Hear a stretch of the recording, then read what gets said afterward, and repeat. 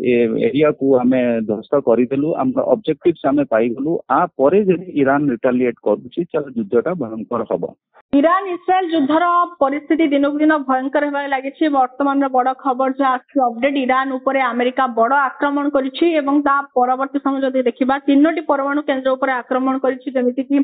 Fordow नाटांज Isfahan ए सब आक्रमण करबा परे अमेरिकार राष्ट्रपति डोनाल्ड ट्रम्प सम्मेलन मध्ये करिथिले एवं एक्स हैंडल एक ट्वीट मध्ये जारी करिथिले। तबे आम सहित ए संपर्क अधिक आलोचना पई न्यूज रूम रे जोड़ी होइचंती मरीन कमांडर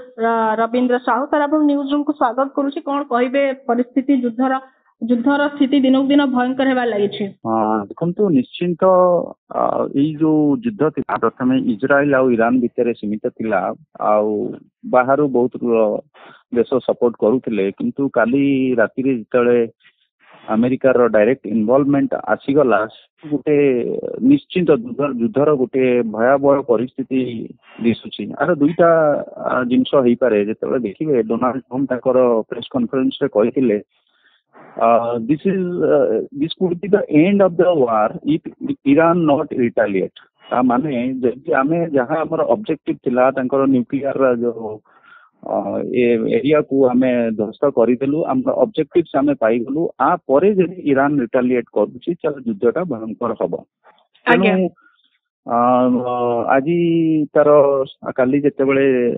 आपण देखि परिबे जे राति 2:30 इंडियन स्टैंडर्ड टाइम हिसाब रे अमेरिका तार जो B2 बम्बर एवं टेस्टर फाइटर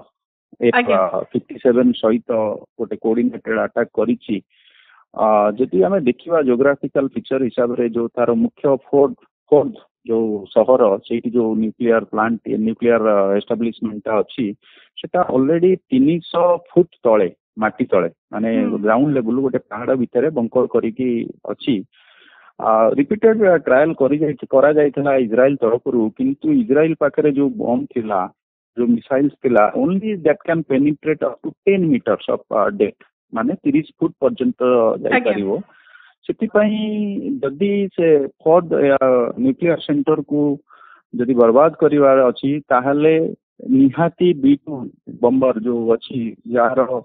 पेनिट्रेशन कैपेसिटी होची 60 मीटर दैट अराउंड 180-190 फुट पर्यंत जाई परिबो। किंतु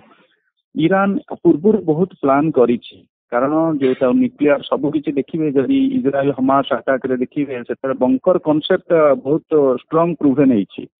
से जेतले न्यूक्लियर तार प्लांट स्टार्ट कला सेतले ये सब दिन सब भविष्य रे हेई पारे अटैक करिवे से सब जिस को प्लान करिकी से गोटे deep inside the earth around 300 feet रे से न्यूक्लियर बेस ता बनै छी। तेणु एथि पई इजराइल पाखे संभव नथिला जदियो इजराइल पाखे रे बहुत कैपेबिलिटीज थिला किंतु बुकर ब्लास्टर बम जो थिला ता पाखे नथिला। तो काली राति रे आपण देखंतु अमेरिका रे भी अमेरिका को विरोध करा जायथिला ए युद्ध रे डायरेक्ट इन्वॉल्वमेंट होबा पई। तेणु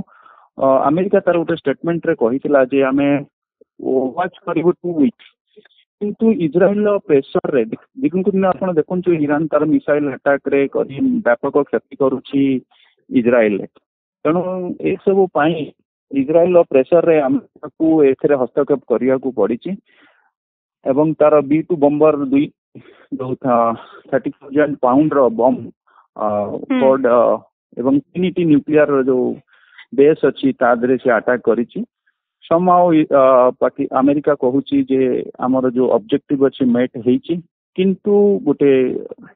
इशू होची ईरान रो कारण क्षति तो सहिलानी ईरान ईरान पाखरे बहुत किछि मिसाइल गच्छित अछि। तेणु ताकू निश्चिंत चार व्यवहार करिवो कारण ये गोटे do and die situation already जा हरेवा कथा ईरान हरई सारी। तेणु ये रिटालिएट करिवो। आज सकाळे 40 टी मिसाइल सहित इजराइल ऊपर अटैक करिछि। इजराइल भी गोटे स्टेटमेंट देइछि कारण आ पूर्वरु जेतले सीज फायर रो कंडीशन इजराइल ईरान ऊपर रहितला सेतेबेले तार फॉरेन मिनिस्टर कहिथिले जदी इजराइल अटैक स्टॉप करिवो ताहले आमे सीज फायर करिवो एवं न्यूक्लियर डील विषय आगु को कथबार्ता हबो। तो सेही परिप्रेक्षी रे इजराइल जहाँ करवा कथा कर सारी अमेरिका भी काम कर सारी। तेणु इजराइल तार स्टेटमेंट रे आज कही आमे we are ready to go for ceasefire. हरेला एते सब हरेला परे ईरान पई कष्ट आज्ञा जदि गोटे समस्त भय थिला जे जदि ईरान और इस्राएल भितर युद्ध तो भयंकर होउची दिन को दिन जदि एई युद्ध भितर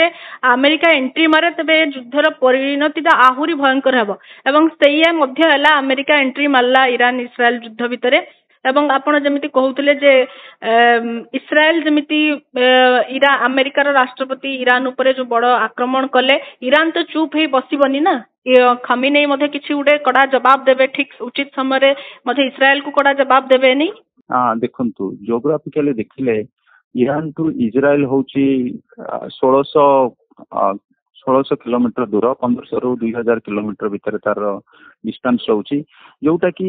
ईरान पक्षे संभव नुहे कि तार एयर अटैक करिवो कि एयर जेट को नै कि यूज करिवो तनु तार गोटी अस्त्र होची जोटी कि से सब बेले intercontinental ballistic missile supersonic ballistic missile हो क्रूज मिसाइल हो एवं ड्रोन अटैक आज पर्यंत से करि आसी व्हेयरएज अपोजिट इन इजराइल से सब बेले एयर सुपरियोरिटी देखि आसी एवं पिन पॉइंट टार्गेट करिछि जदि गोटे बैलिस्टिक मिसाइल सुपरसोनिक मिसाइल एते दूर ट्रैवल करिकि जाउछि तार एक्यूरेसी सेते रहिबनी से जाउछि त आपण देखि परिबे जाउतु कि इजराइल ले मैक्सिमम इंफ्रास्ट्रक्चर डैमेज होउछि आउ देखिया गले एते मिसाइल मारि सरला परे देखो ह्यूमन लॉसेस माने कैजुअलिटी हो डेथ हो इजराइल बहुत कम अच्छी इंफ्रास्ट्रक्चर डैमेज होची हाँ किसी इंपोर्टेंट इंस्टॉलेशन मोसाड हेडक्वार्टर हो न्यूक्लियर रिएक्टर हो एवं मिलिटरी बेस हो सेटा क्षति करिछि स्टॉक एक्सचेंज हो इजराइल लॉस होइछि किंतु अदर पक्षरे देखिया गले इजराइल बहुत किछि क्षति तार हेई सारिछि एवं ईरान तार क्षति भी धीरे को धीरे बढ़ी बढ़ी चली ईरान जदि आयतन देखिए क्षेत्रफल देखिए टी बड़ अच्छी तेणु से हिसाब से जना पड़े इजराइल एरिया बहुत कम तेणु एवं पॉपुलेटेड एवं इंफ्रास्ट्रक्चर डेवलप अच्छी तेणु से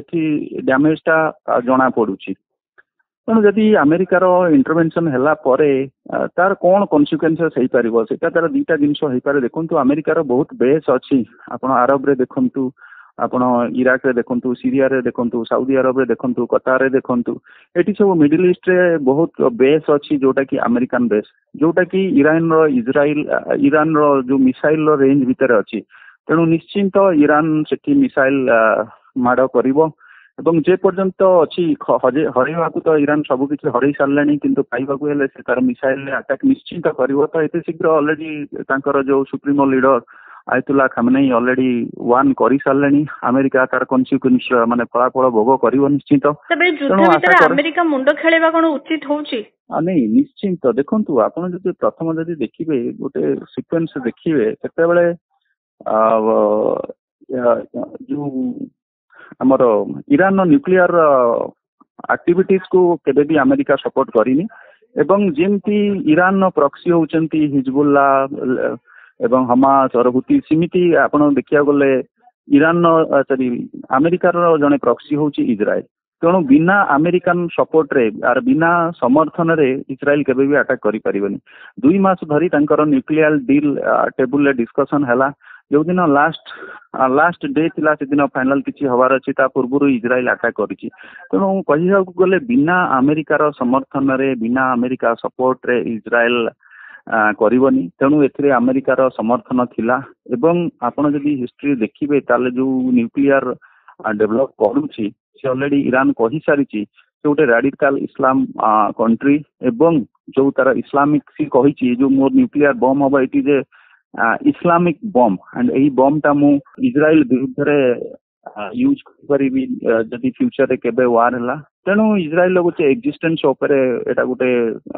क्वेश्चन मार्क क्लियरली अमेरिका पई भी एटा गोटे डेंजर थिला एवं ईरान समान जा प्रपोज हम देखुचंती ईरान ऊपर अमेरिका वर्तमान जेमिति परमाणु केंद्र ऊपर ध्वंस करूची इस्राएल ऊपर मध्ये ईरान जहा अपडेट आसुची मिसाइल माड मध्ये करि सल्लानी